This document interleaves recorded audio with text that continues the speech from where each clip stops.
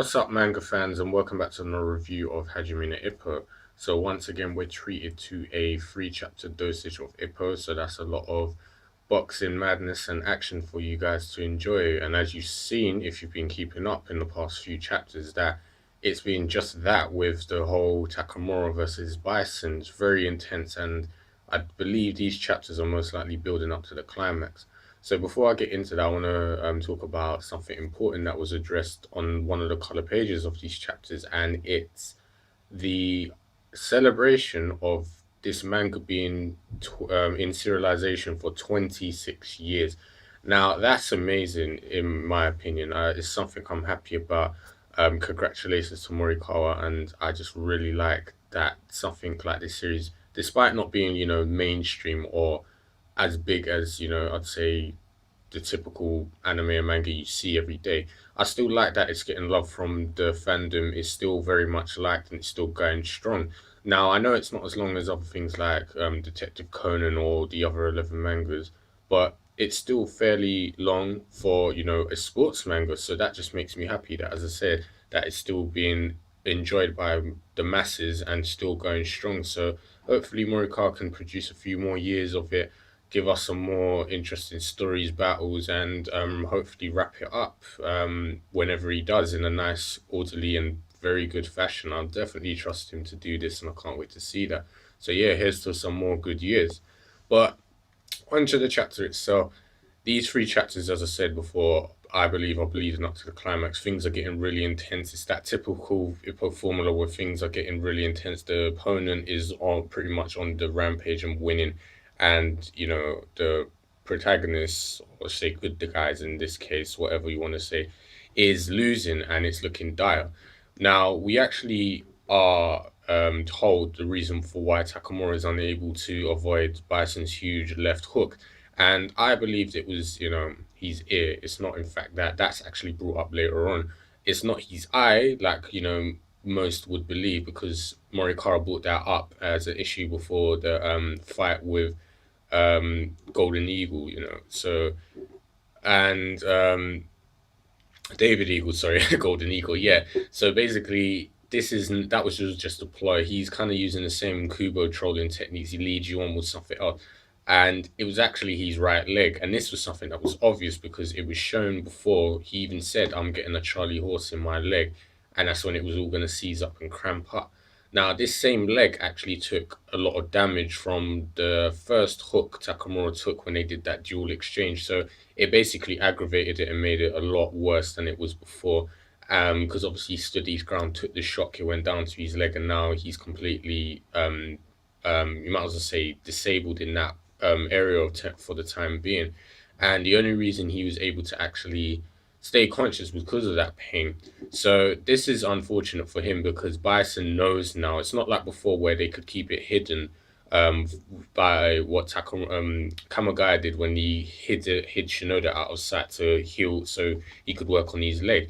They know now and they're gonna capitalize on this, and this is something we see in round six.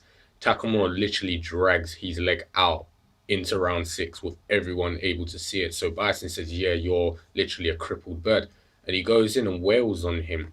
And despite Takamura putting, effort to fight back, like he even gets the first shot in on his face at the beginning of round six, he's lacking power because his leg isn't able to help him utilize a full, like proper swing or a proper right straight or whatever punch he wants to throw because he's not able to maneuver properly. So throwing body blows, everything, nothing is holding any, stopping power. So Bison's just shrugging them off, and he's basically completely dominating Takamura right now. He's literally pushed him right into the corner, and now he's basically the trapped bird rather than, the valiant eagle or hawk that we see him as. So Bison is pretty much, as I said, his advantage. He's taken advantage of it completely. He's trapped Takamura in the corner. He's put on constant pressure, mixing up combinations. He's making it hard for Takamura to even escape, let alone fight back. And we even see two heavy hits, like another left hook and an uppercut that connects. And you would think, how is Takamura still standing up? If this was real life, he would have been dead by now. And it's valiant as again from Takamura. He's still fighting back despite, the hits he took. And this is something, kind of foreshadowing that Takamura is definitely going to reach heavyweight when eventually in, the future, because Bison's like, this guy is still taking hits, he's not going down. You're definitely someone who could take hits in the heavyweight. So that's pretty much, in my opinion, like a nod towards him being, naturally a heavyweight boxer. But like everyone else, they're wondering how is Takamura still able to keep up. It's like he's clearly hurt. No one would blame him for giving up, but he's still managing to stay up.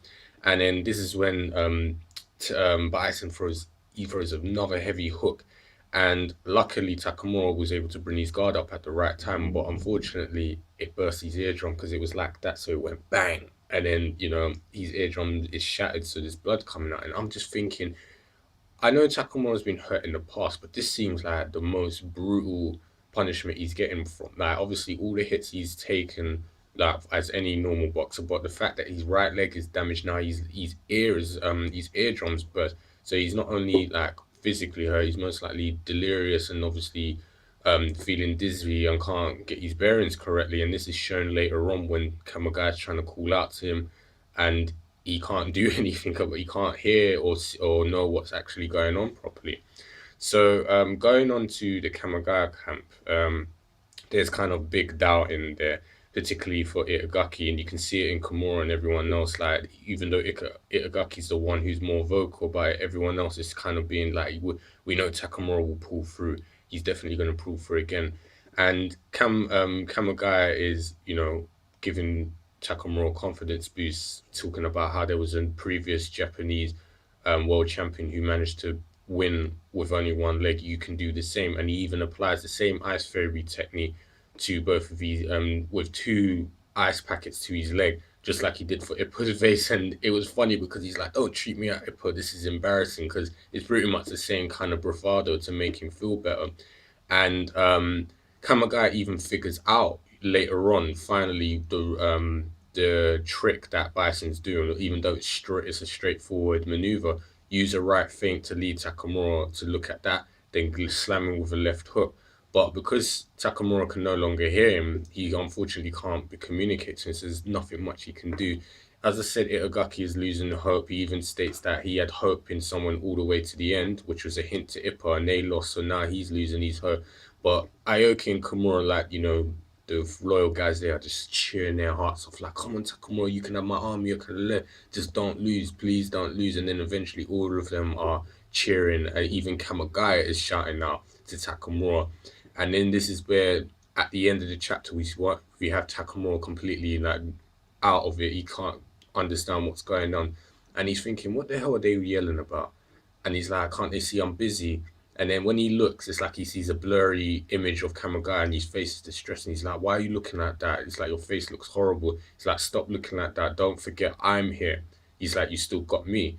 And obviously that was a nod to Ippo's fight when, Ippo lost. He was completely distressed back then. But then he realizes, like, wait a minute, this isn't Ippo we're talking about. I'm the reason he's getting that distressed face. And then he looks up and you just see, the light flare up in his eyes again. So you can say, yep, he's got his groove back, he's got his determination. And this is probably going to be, the typical Ippo big turnaround. And he's probably going to start fighting back and managing to push his way back out of the corner. So, yeah, as I said, despite Takamura being on, the back foot right now, being at a disadvantage, you can tell it's leading for him to eventually win this fight. I just can't see him losing it. It just doesn't seem like he was going to lose at all in this series, or he's not going to lose right now anywhere at this point. So, yeah, as much as Bison is doing a good job, I just can't see him winning this. So, yeah, another good three chapters. It was brutal. It's good to see, the drama and the comedy all mixed in one with all of the action, and obviously